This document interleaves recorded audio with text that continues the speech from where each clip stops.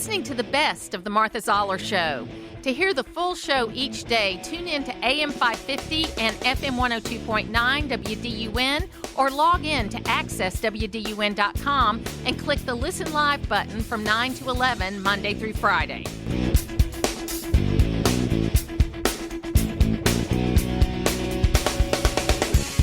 It is the Martha Zoller Show, and I'm a very happy girl this morning. The Falcons won. Gainesville High School won. Georgia's going to the playoffs. Going to get a bye week, which I am a little nervous about, but I'm very happy about that. And tonight, I'm going to see Barbara Dooley do stand-up comedy. So it is a good day for me. And joining me on the phone right now is Senate candidate Derek Dooley. We're going to talk a little football, and we're going to have a little fun about the campaign trail. Derek, how are you? Hey, Martha, how are you? I didn't know you were going to see my mother doing her stand-up routine at age 86 years old. She still knocks it out of the park, for sure. Oh, I'm telling you what. I had lunch with her a couple of months ago, and my girlfriend, Helenia, and I are old friends of hers, and so we're going to drive over. I told Helenia if she would drive, I would go, and so we're going. So I'm looking forward to it. You'll have a blast. It's interesting you led here with the Falcons, man. What a great victory. And it's just a great example of, it doesn't always necessarily mean every game's for the championship. Here the Falcons, get knocked out of the playoffs. Everybody, they're having a tough year. And what do? In the spirit of competition, go out there and just fight to the finish and have a great victory over their division rivals. Yeah, so we're gonna talk politics in a minute, but I loved the video you did at the beginning of this week about Notre Dame and how they're behaving related to this bowl game, and I have used your phrase about Georgia. What'd you say? Knock the brakes off of FSU and went and did. I loved it. It's a phrase you can say in mixed company, and it greatly explains the situation. Well, I hadn't spoken a lot on college athletics during this campaign, but I couldn't take it after I saw. For Notre Dame to decide to opt out of a great bowl game experience because they didn't like the outcome of the college football playoff selection, it just sends exactly the wrong message to not just their team, but all the young people around the country. We've definitely barreled into a new era. We all admit it, where we have NIL and transfer portal and playoffs and player compensation.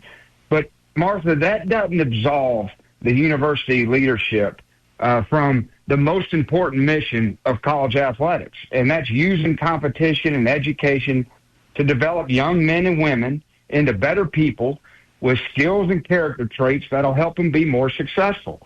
And they had a great opportunity here to teach the young people that, look, when things don't go your way, let's take responsibility for our actions, and let's go have a great bowl experience and prove the playoff wrong.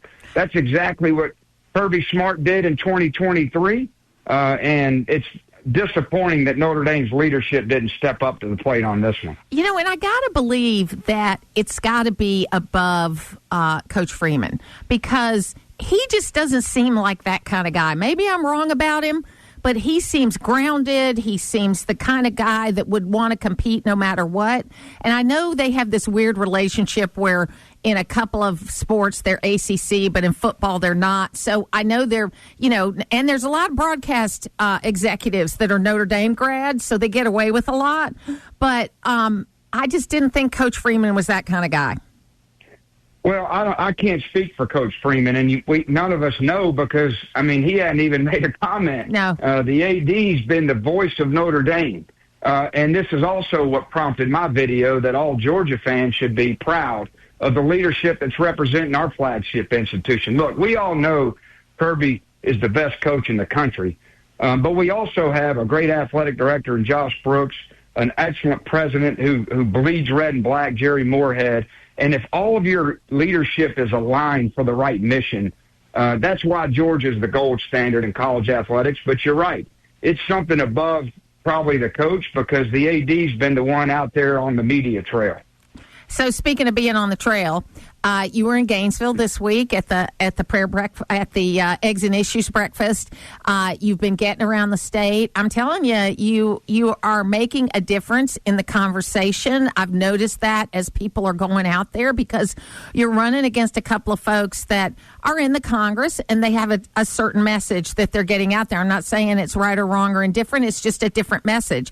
And you're getting out there talking about being an outsider, also the things you're going to bring. You're talking about leadership, because I got to tell you, Derek, I've been a Republican for a long time. I have voted every time the doors were open, and I have supported my team.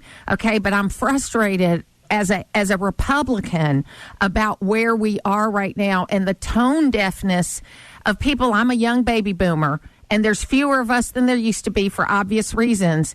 And what I hear when I'm talking to the kids that I mentor, and when I say kids, they're in their 20s and 30s, that I mentor, and the people that I talk to that are on our team voted for us, but they're not happy right now with what they're hearing. And I don't know if you're hearing the same thing. Martha, we're hearing the same things. I've been traveling all around four corners of the state for the last 5 months. But it's not just the last 5 months. I've spent 28 years in kitchens and living rooms with people from all walks of life, and they all echo the same things. And I'm just as disappointed as you are. I'm equally disappointed. There's so much out of touch going on in D.C. Whether it's the careerism where people are staying there too long, or the corruption where they're up there, making money and trading stocks, or just the inaction. No ability to do anything, shutting the government down for 45 days. It's just so disappointing. They've really lost their eye on the primary purpose of service, which is to serve the people that elected you and move the ball forward in our country. And that's just not getting done right now. So I think while affordability is a huge issue, the inflation, price of things, a huge issue, but this overlying issue is this health care issue. And You've got the ACA that was passed 15 years ago with not a single Republican vote. But Republicans have not rallied around in the last 15 years an idea to fix it. That's just true. Tom Price had a great plan when he was in Congress, but nobody listened to him. He was only a doctor. What did he know? But he had a great plan to adjust it and fix it. Eric Cantor, who's no longer in Congress, had a good plan that would have fixed the big four problems with ACA, but the Democrats wouldn't play. So you've got this issue around health care and sustainability and subsidies and all of this. And I don't see either side actually having an answer. If you're in the Senate, I know you've talked to a lot of folks about health care. Have you formulated what you think is the path we need to go on? Well, everything you just hit on, Martha, is part of the frustration. Let's don't forget this. These subsidies have been sitting on their desk for over a year. They all knew they were going to expire, and nobody did anything about it. And then what happened? They got closer to this budget process, and they just shut the government down for 45 days. So we don't even talk about it now. And now we're in this frantic pace as we're approaching the midterms, where both parties are concerned about are the election. And this is not how good policy is made. It's just terrible. Now, the major problem in our healthcare system is we are rewarding every middleman except the two most important people in the relationship, which is the patient and the doctor. And so we have a long way to go to fix this, but it really boils down to some basic principles, Martha. Number one is transparency. There's no other industry out there where they hide the cost of the service until the actual service is performed. Think about that. There's nowhere else where you go get the product or the service and then they tell you how much it costs. So there's so much hidden numbers that nobody even knows what's going on. But we also got to open up the free market, some competition. That's what lowers prices. That's what allows companies to innovate, and everybody will benefit for it. But listen, even with transparency and free market, we can't forget we have to help the people who need it the most. Not the people who are making $500,000 a year, but we have to help the people who need it the most. So those are kind of the three big principles we got to follow. But anytime the government gets involved, it distorts the market and certainly the health care is a great example of it. Yeah, we're talking to Derek Dooley, an old surgeon by the name of Bob Anderson, was on the original Medicare committee, and he did a show with me years and years ago where he said, Martha, we knew in 1967 that we had a model that wasn't going to work in the long term, but nobody wanted to fix it because there was plenty of money coming in from all you baby boomers that were in your 20s and 30s, and so we didn't do it. So we've got to stop kicking the can down the road, and I've heard you say that a million times. I do want to tell you a funny story, though, about transparency. We had to take our St. Bernard over to the Athens hospital, the small animal hospital, a number of years ago. He had bloat, and we were able to save him and all of that. But at the end of every day, they would call us and tell us how much we had accrued bill-wise through that day. Okay, and I thought to myself, man, I don't know if this would fly with people, because would people be deciding, okay, I can't afford any more? But that's it. Stop right now. That's right. But for a while, we called that dog Vacation Ubi, because instead of going on a vacation that year, we paid for that dog. I hear you. But, you talk about kicking the can down the road. This is why we haven't balanced a budget in over 25 years. And listen, we talk about this problem of careerism. It's not going to get solved until we get term limits. And I'm just a big advocate of it. People will go up there, if they know they're up there for only 12 years, they're going to be laser focused on getting results. They're not going to be worried about getting primaried or not getting reelected, and they're going to do the right thing. And that's been the most disappointing part of our whole system. That people are going up there. Go ahead. The other part of that is you'll have different kind of people running, and that may be better. You know what I mean? That's exactly right. If it's not a career that the big mistake with Congress is when they made them federal employees and gave them a pension plan and vacation days and all that kind of you-know-what, okay? And it became a job instead of a service, and it's been downhill ever since.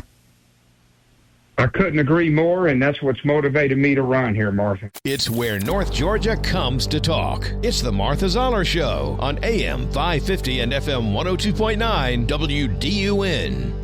John Ashbrook is here with me this morning. John is a longtime friend who they always give him a hard time about knowing all the journos, but I think we journos are nice. John, how are you? I'm doing great, Martha. Wonderful to be on with you this morning. And I agree. Some of them are nicer than others. Some of them are not so nice. But they're always going to write stories. So you gotta know them. You gotta talk to them. It's important. So you had Steve Scalise on last week, and he's one of the nicest guys. When I ran for Congress, he helped me a lot at that time. It didn't end the way it didn't end the way I wanted it to, but he still sends me a little note about once or twice a year just to see how I'm doing. And I really appreciate that. And obviously he went through a lot a few years ago when he was shot by the left-wing lunatic at the baseball practice, and he's come back stronger than ever and just doing a fantastic job. But it does seem that this week, and you tell me if you think I'm wrong, it's going to be health care and the president's economy tour. What do you think? Yeah, absolutely. I mean, starting on health care, it sounds like, according to Scalise, and he would know because he's sort of in charge over there, at least second to the speaker, and it sounds like they're going to line up a ton of different votes in the House of Representatives on the health care issue, and it's so important that they do something on it. I never am one to love when Congress gets too active. I feel like if they're doing too much, they're probably doing something we don't want them to do. But when it comes to health care, when it comes to premium prices, you'd like to think they can do something. I remember when Obamacare was passed in 2009, I was actually working up on the Hill at that time, and I remember Democrats promising us that it would bend the cost curve down. Remember all the rhetoric, if you like your doctor, you can keep it. Of course, none of it was true, and health premiums have just gone to the moon since 2009. And if you look at the stock prices of these giant insurance companies, those have gone to the moon with the insurance. So something has to be done. It's way, way too expensive. And I'm glad that these House Republicans are trying to take the first steps. Yeah, I mean, roughly 20 million more people are insured, which is a good thing, but it's cost 3 times as much. I mean, it hasn't been cheaper to get those 20 million people on there, and it has cost people a lot of money. And what's so frustrating about it is that they don't seem to, we need to have a better plan. I mean, Tom Price's plan from when he was in Congress was a fantastic plan, but it never could get any traction. And I think that's been the problem Republicans have had, is they haven't been able to get a plan that could get some traction that would be a free market alternative. And I don't know if it's because we're herding cats or what it is, but we've got some doctors in the Congress that have some good ideas. Yeah, no, you're exactly right. Healthcare traditionally has not been one of Republicans' strongest areas of talk. I mean, just taxes and defense come so much more naturally to Republicans. So I think there's probably something to do with that. And there's a lot of skepticism that anything will happen this time around. I mean, if you look over in the Senate, it seems like they're stymied on almost anything this year. They're trying to figure out a sort of a common sense way to extend these insurance subsidies without money going to illegals and to rich people. But I don't even know if that's going to be able to make it through the Senate in the next 2 weeks. So we may be looking into next year for any movement on health care, to be honest with you. But it seems like it's top of mind for all of these members in the House and the Senate, especially as they head into the election next year. So I would expect some action on health care. Whether they get a result in 2026, I guess that remains to be determined. But it sure seems like they're going to try to do something in the first or second quarter of the year. So the other thing that's happening this week is the president getting out on the road, making his own case for the economy. Because as I go out and talk to people and people that, especially young people that I mentor that are like in their 30s, their early 30s, they feel like, this is what I hear from them. And these are Republicans, John. Okay. These are people that should be with us. They're saying, yeah, my mom and dad are doing fine, but I feel like I still can't get ahead. Things are expensive. They still have this perception, even though gas is down and eggs are down and all those things, meat is way up. There's certain things that have been affected. And I think that a lot of younger people that were with us in November 24, they're questioning whether this economic policy is working. I think the president's right to get out there and make this case himself. There's nobody that can do it better than he can do it. And I do think that when you listen to J.D. Vance in the cabinet meeting, there's a lot of things that are going to kick in January 1st that are middle class related. And I think that we're going to start really seeing that. But if we don't have a better view, I'm concerned if we don't have a better view of the economy by the average person by the end of first quarter, it's going to be a tough 2026. Am I being negative? Am I being too negative? You're not being too negative. Okay. I mean, it's next year could be a very difficult one for Republicans running for re-election in Congress. But I will say this: I'm really happy that Trump is getting out on the road for a lot of reasons. That you mentioned how good of a salesman he is. But as good as he is at talking, he's actually very, very good at listening. And I think that the more time he spends outside of D.C. and with people that he's seeing around the country, things start to click with him. He starts to hear things that he's just not getting. I love his advisors, and he's surrounded by some very smart, capable people, but I would much rather have him out in the States talking with regular people to get a sense for what their concerns are directly to him. And I think that the more he hears that, the more he internalizes that, the more he is going to redouble his efforts in 2026 to try to get even more done for people who are in bad shape. Yeah, and I think he needed a little rest. I think Thanksgiving, even though he was a little wild on social media, he needed a little rest, because what I saw last week when he came back was he was his best version of himself at that cabinet meeting. He was funny, he was engaging, he wasn't thin-skinned, he was, all those good things. And then last night he did a press conference on the way in to the Kennedy Center. If you haven't seen it, John, you should watch it because it is hysterical. He was great. Melania looked fantastic. And I think he needed a little bit of a rest. Not that he ever needs any rest, but I think he's better coming out of Thanksgiving because a couple of weeks before Thanksgiving, it was a little rocky. Well, I actually was at the Kennedy Center last night. Oh, were you? Very funny, Mark. He was so funny. I mean, he's born to do the job. The job he's doing. You know, it's just he stands up. He's doing the MC role. He's making fun of himself. He's making fun of everybody in the room. He put on just a terrific show, Good. and he's gotten so much criticism for the changes he's made at the Kennedy Center, but.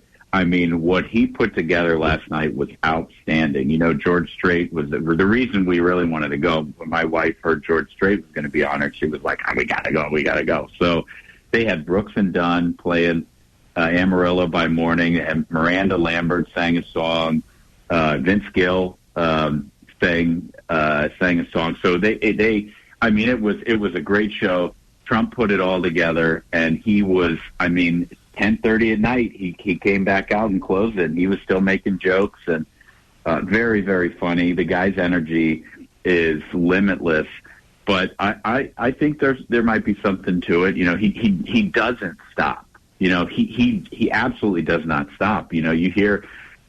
I've talked to a couple of cabinet members after these cabinet meetings, and they're just like, man, I'm so exhausted. And these are, these are younger people, like in their 50s and 60s, who, are sort of at the height of their careers, and they're like, I can't keep up with the guy. And it's really interesting to hear that, because they're just sitting there trying to figure out when it's going to be over so that they can go back to their jobs, and he just keeps going and going and going. And, he does that on weekends too. Yeah, I know. He's in the what office was it, Scott Bessen's line? Scott Bessen's line last week. Oh, he only called me twice at 3 a.m. and not 3 times this week. Oh, he's really slowing down. So John Ashbrook in a tux and Mrs. Ashbrook all decked out. Are we going to see a picture of that on Ruthless today? When you record? Maybe. You might have to put like comfortably smug glasses over your wife's eyes so that nobody gives her a hard time. Yeah. I might have to sign a waiver. I might have to have her say she might kill me. No, she's. You know what? You are a lucky guy. You are a girl dad, and I love that about you. And it's a great podcast. I appreciate everything that I've been able to do with you. I'm looking forward to getting on and talking a little Georgia politics with y'all next year. Oh yeah, so we're gonna look forward to that because we got a lot going on here. We're gonna win that seat back. So that'll be a one bright spot. We're gonna win that seat back. There is no doubt about that. There's no doubt. I don't know who the nominee is going to be yet, but we're going to win that seat back because we have the votes to win that seat, and we're going to get those folks out. Yeah. I mean, I really hope so. I have not seen the latest. I should have looked at the polling before I called in, but I have not seen the latest polling. I know it's going to be super competitive, and I do think that we'll get a good nominee out of this primary. Yes. And I just think that John Ossoff is the worst, and we got to beat him. We got to get him out of there. Shouldn't be in the first place. John Ashbrook.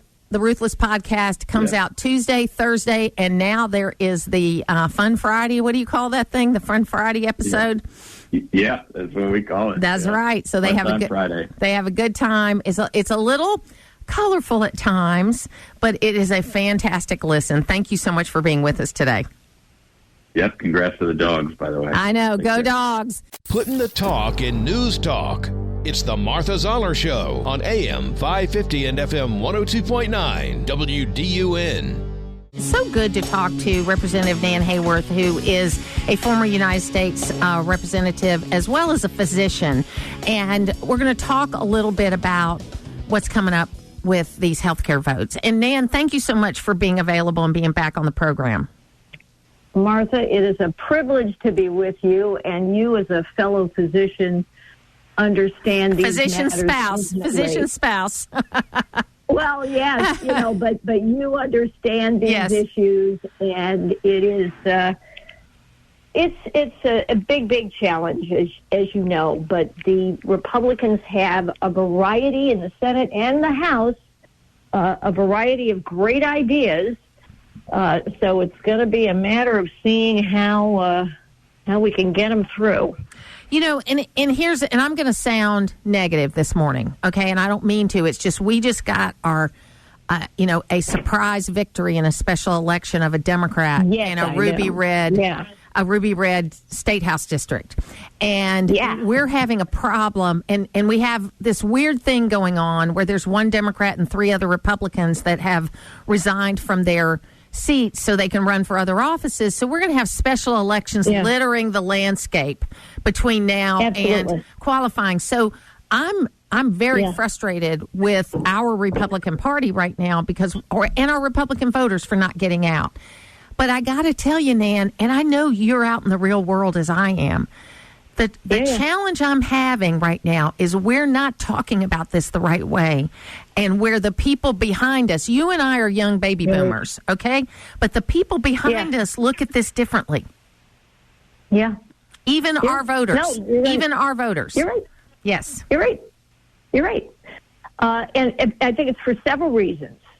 One of them, the most salient, is that we have just been through, prior to President Trump's inauguration this year, among the most disastrous 4 years in nominal peacetime, let's say, in American life. And you know that, I know that, people who stay aware of the issues, who, understand that they have to be discerning consumers of news and information, get that, we've been dug into a very deep hole. And in terms of healthcare costs, that hole extends back 15 years to the passage of the so-called Affordable Care Act. So it takes time. You can't wave a wand and make everything happen. But for MAGA Republicans, we have incredible faith and well-placed in President Trump. He is such a forceful figure. He does more in a day than the average person does in 3 years, and then the average politician does in 10 years. But but the problem is even he cannot solve everything right at once. So we still have the higher costs than we like for many things, although things like fuel are conspicuously coming down. But we still have higher costs because, we don't have deflation. In other words, costs aren't necessarily guaranteed to come down. We have a normalized rate of so-called inflation, right? So, prices tend to rise a couple percent a year, and everybody understands that. But still in all, in everyday life, lots of people are feeling that. The other thing, of course, is that young people have a much different employment market facing them than we did, Martha, when we were in our 20s, right? That's right. We could show up and we were going to find a job. I have so many young people whom I know in my life who have had a lot of challenges finding. I was at a dinner last night where I was talking to a woman who's a little younger than me. She's in her 50s.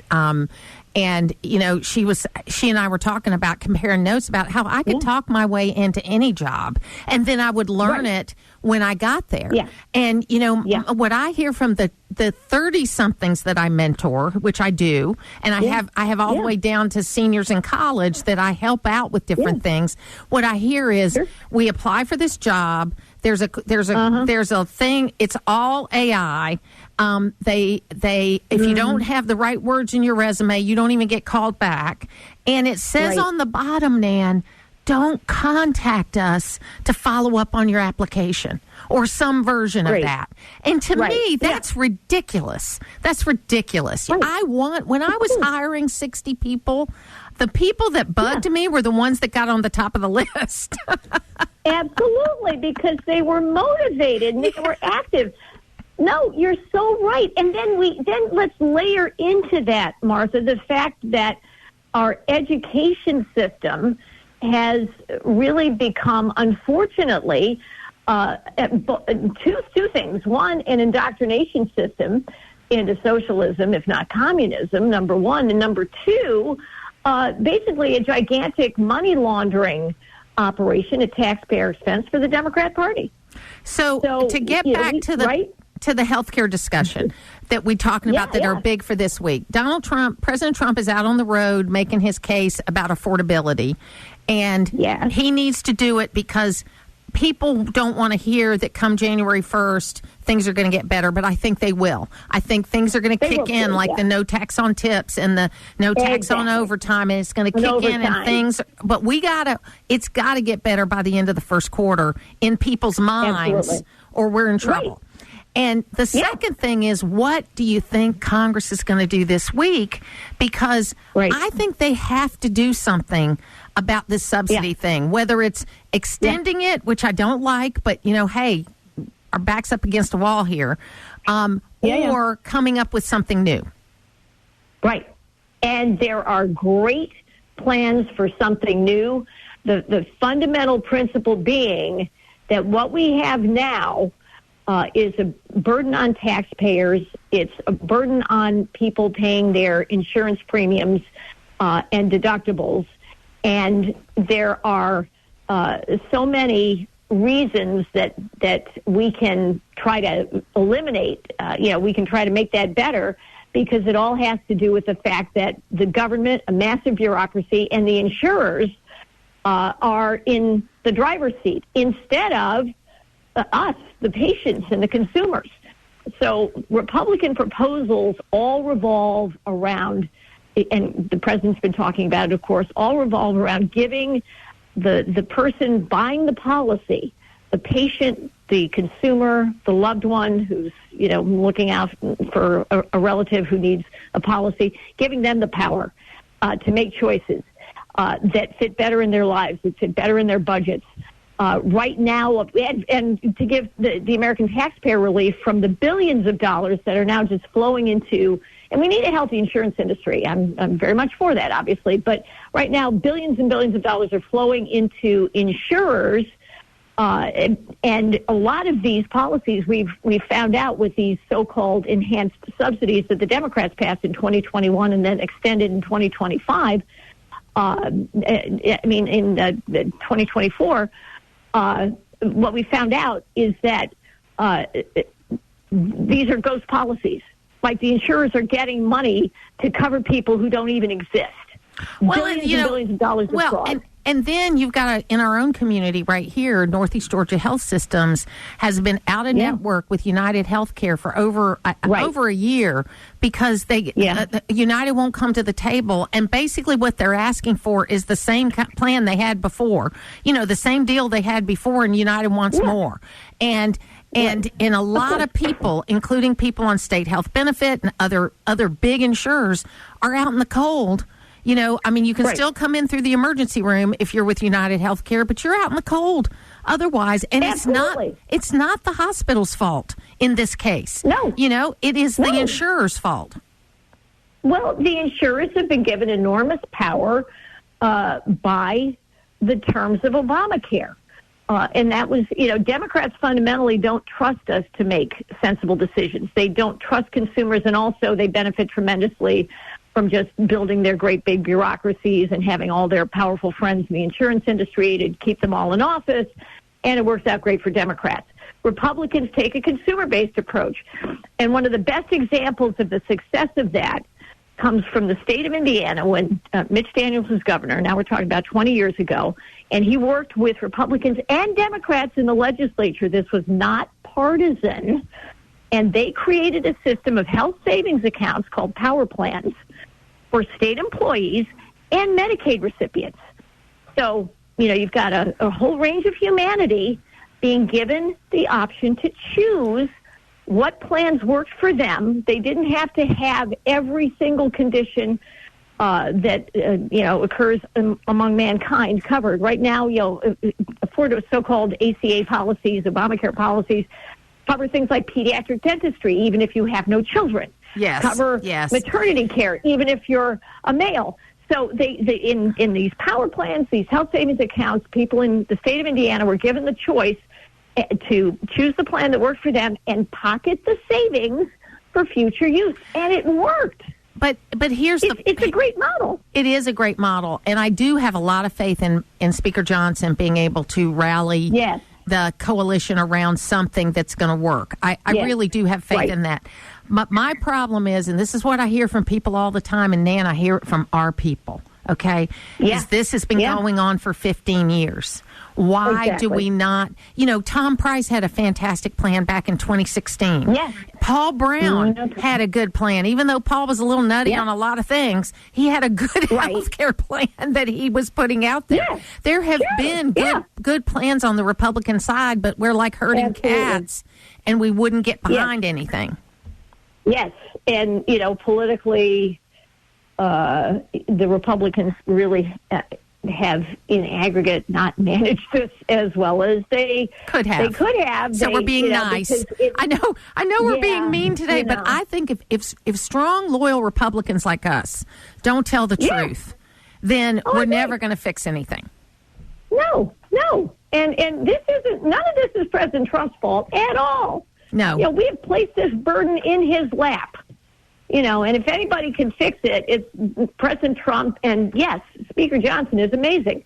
So I think probably what's going to happen, Martha, is that what we will see is something along the lines of the compromise interim style plans that are being offered by swing state Republicans and Democrats. They've gotten together and outlined basically the start of some health savings account options, which is great. Let's get those going. And the president loves that idea.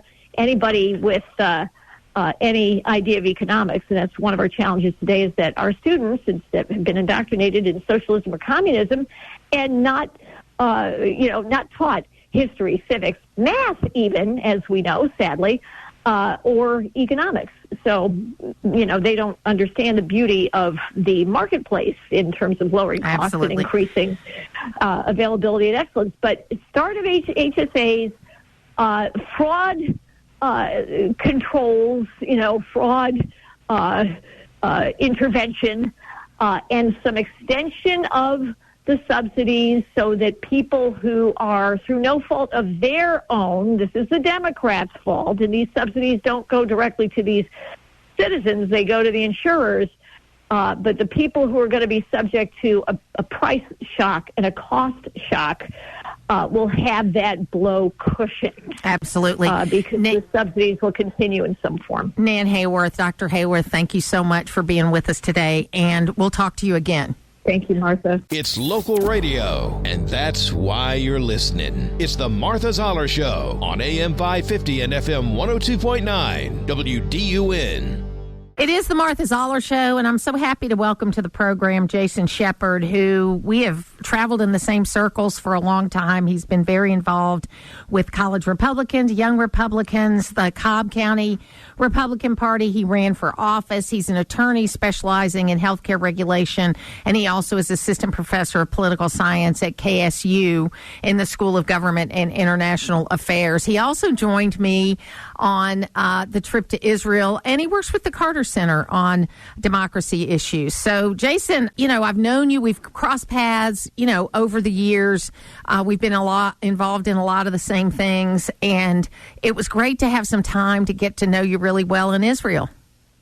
Same here. It's probably, talk about college Republicans. Today is the last day of my 40s. I turn 50 tomorrow, so college Republicans seem to be way, way, way in the past. And but we've probably worked together on various campaigns and projects within the Republican Party and the grassroots going on close to 3 years. Yes, absolutely. Well, it's great, and happy birthday tomorrow. That's great. I hope I hope you have big plans. I wish I could say I did, but I have to be at a forum on democracy with the Cobb Chamber of Commerce at 7:30 in the morning. So can't be a big night, but we're doing some of the work still that talking about, and I'll be on that panel with former Senator Saxby Chambliss, former Atlanta Mayor Shirley Franklin, and Michael Owens, who is now the mayor of Mableton, but also used to be my counterpart across the aisle when I was chair of the Cobb County Republican Party. He chaired the Cobb Dems. That's exciting. So what was your biggest takeaway from the trip to Israel? everyone keeps talking about how small Israel is, and you look on the map and you can see it's small, but you really don't get that perspective until you've traversed the country, and all of a sudden one day you're in the absolute southern part of the country, the next day you're on the northern border, and it's only a couple-hour drive on a bus. And it really puts it into that true perspective when you have a nation like Israel that's surrounded by its enemies, how quickly they could wipe Israel off the map. That all of a sudden the slogan, the river to the sea, becomes very poignant, and you get that perspective very easily as you stand on the mountain ridges and see the sea and know there's not much on the other side behind you. Yeah, and I think that how well the different types of people that you encounter do together and how complicated the relationships are. I came away, talking to people, because the sense I got is that most of the people that we met, and granted, people that would agree to talk to a group like us, might be a little more open to certain kinds of discussion. But we did meet people from all different backgrounds, from Bedouins to Palestinians to Christians to Jews and Muslims. And I felt that most people really wanted, if they lived in Israel, they wanted what was best for Israel. Right. And that's the perspective I got as well, that especially for Muslims who would have a choice to either live in Gaza or anywhere else, that they enjoy the freedom and opportunities that they have in Israel, and they're treated as full citizens. I mean, there's no, the left, most of whom have never been there, or just if they have their agenda, want to say that's an apartheid state, and that's completely. You learn that's completely false. I mean, that is, I don't even want to say false. I want to say it's a bold-faced lie and propaganda. It's a pluralistic society, and you look at the elected members of the Knesset, and you see Muslims wearing, especially Muslim women, wearing traditional Muslim headdress, and realize that in most Middle Eastern countries, women can't be elected to a democratic parliament type system, and truly most of the nations around them don't have that. And even if they do have any form of democracy, it's sort of like Russia. It's a false democracy that just, is run by whoever is the person and party in charge. Yeah, and I thought that the complicated nature of Jerusalem really stuck out to me. And then we're walking up one of the streets of Old Jerusalem, and there's an Alabama store with Alabama football gear. I was just blown away by that, because it just goes to show you that tourism works everywhere, right? Exactly. Well, let's point out I also bought a Bulldog T-shirt at that store, and oh, good.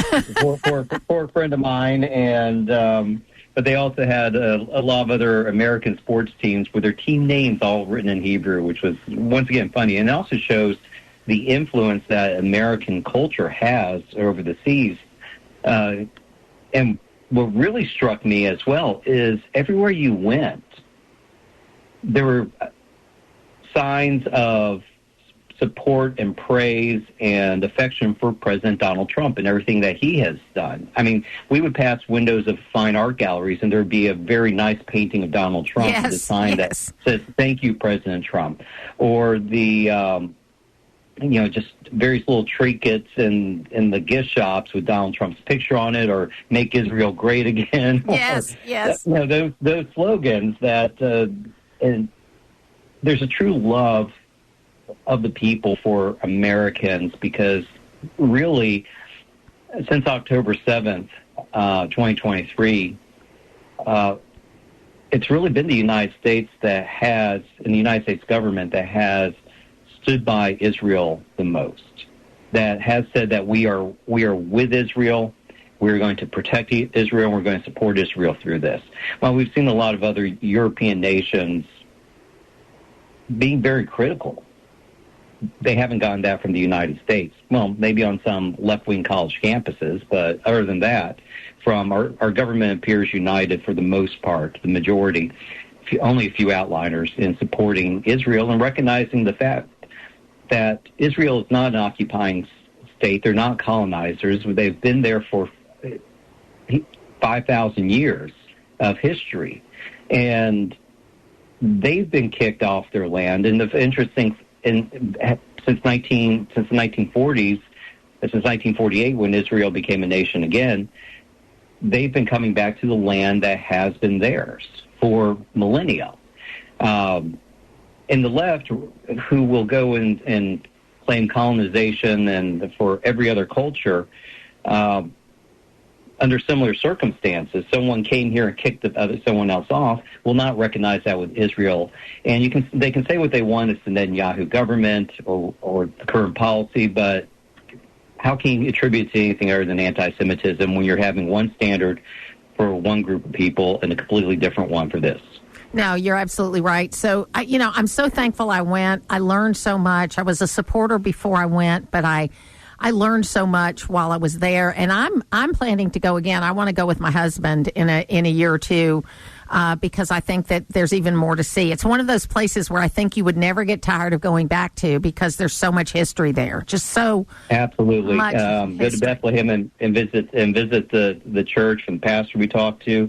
Some of the cities that we drove by quickly and said, "Well, there's Nazareth, there's Jericho," yes, as we passed by. Yes, but it was a well-structured, very tight schedule. And we saw a lot. We heard from a lot. We drank a lot of coffee because we had to stay awake, given the early mornings and late nights. And then, of course, we had some of our group that would go out late and do karaoke, and I just don't know how they did it. Yeah, well, it's funny. I did do karaoke the last night.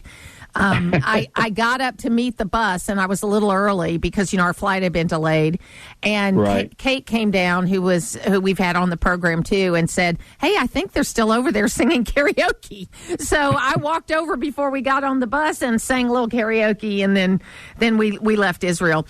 I wanted to ask you, I didn't ask you this yesterday because it hadn't happened yet, if you can put your political hat on for just a minute. We had, a pretty surprising outcome in House District 121 special election with a Democrat winning in Oconee County. And we've got about 4 special elections coming up because of all these people that are resigning from their jobs. There's 1 Democrat and 3 Republicans that I know of that are still upcoming. Maybe 2 Republicans and 1 Democrat. Jason Estevez has resigned. I mean, we're going to have right. a lot of these special elections, and Republicans aren't getting out for them, Jason, and They're that not. could be a problem. And this is an opportunity to also promote. I blog write at peachpundit.com, and actually posted I didn't have time to go into depth or analysis last night about this upset victory. I mean, the Democrat won narrowly. It was, I think, 50.8%, 50.6%. But it needs to be a wake-up call for Republicans. And for your viewers who don't know, this district went for Donald Trump by 12 points. This was a landslide district for Donald Trump in 2024. The Republican representative who resigned beat the Democrat who won last night 61 to 39% the last time back in 2022. And this should have been a layup for the Republican Party. And, we're looking in Cherokee County, had a special election too. The Republican representative passed away in that district, creating the vacancy. And it's going to be Bill Fincher, and I can't remember the Democrat's name, but once again, for the runoff, it'll be Republican versus Democrat. Now, this is probably a plus 22 district for Donald Trump. I'm guesstimating numbers, I haven't looked. But I think the Republican Party can't take anything for granted in these special elections and really drop the ball on this one. What's more, it's one of those early warning signs about the midterms next year. You look through American history and the president in the second term, and this is Donald Trump's second term, the midterm election for the president whose party has the White House is usually a strong wave, against that party, and we're seeing very strong indications that the Republicans, if we just sit back, are going to face an overwhelming tsunami. I don't think we'll lose the U.S. Senate, even if it gets down to 50-50 with Vice President Vance as a tie-breaking vote. But Republicans need to get out and not take any of these elections for granted, and we saw that last night. And I got to tell you, I know there are reasons why people leave their terms early. Okay, obviously a death, that's nothing you can control. But right. But there are situations where, let's be honest here. John Kennedy's not going to run because he wants to be able to raise money during the session. I mean, he's not saying that, but that's the reason. And he said in July that he was going to stay till the end of his term. And I think it's bad form, because when you run for office, you and I have done it. You ask people to vote for you. You raise money. You are not being tapped for a job. You are asking for this job. It's only a 2-year term. And even in Marjorie Taylor Greene's case, she said, she didn't want to have a bloody primary. Well, all she had to do was say that she was retiring at the end of her term. And then there might have been a bloody primary, but it wouldn't have been focused on her. Right. And if you imagine the one Democrat running in the special election for that district, if it ends up a Democrat and Republican, given what we've seen so far in Georgia special elections, and we saw this with our 2 public service commissioners who lost, and that's a very different situation because you only had Democrat voters in cities turning out large numbers. So that was easily predicted. But last night was not for that state house district. And, I was chair of the Cobb County Republican Party when the 6th Congressional District included East Cobb during the special election in 2017 between Karen Handel and John Ossoff. And there was over $1 billion. No, it wasn't $1 billion. Sorry, it was $30 million spent in that race, which, to put that in perspective, the last time the United Kingdom had parliamentary elections, they didn't spend the equivalent of $30 million for the entire nation in campaigning. Yeah, so it's so funny. Go ahead. Yeah, there's a possibility. Go ahead. There's a possibility that there will be a strong throw-in, especially if you get someone really far to the right, like Colton Moore, becoming the top Republican. And I was in Washington, D.C. over the weekend, sort of a tag-along on a trip that was put together, and was walking to Old Ebbitt's Grill and actually ran into Marjorie on the street. Didn't say anything else other than, hello, great to see you, have to run. But, you're absolutely right. She campaigned for a 2-year term. People donated money for her for a 2-year term. She's there to represent her constituents, not there to make a name for herself. And that's a problem with too many people I see today in politics, that they're there to get a position, not to represent. And the fact that she resigned and has created this situation. Let's face it, you're Republican, you're supposed to be fiscally conservative, and how many millions of dollars in taxpayer funds are going to be spent on the first round and the runoff in an election that is going to have much smaller turnout than you would in a normal primary. Well, and then they got to qualify for the regular election after that happens. Exactly. And then they're going to be more elections. It's crazy. But anyway, Jason Shepard, I am so glad we had that opportunity to go to Israel together, and thank you for your insight. Same here, and thank you for having me on this morning. To hear the full versions of last week's Martha Zoller shows, go to the podcast page at accesswdun.com, and you can follow me on social media at Martha Zoller.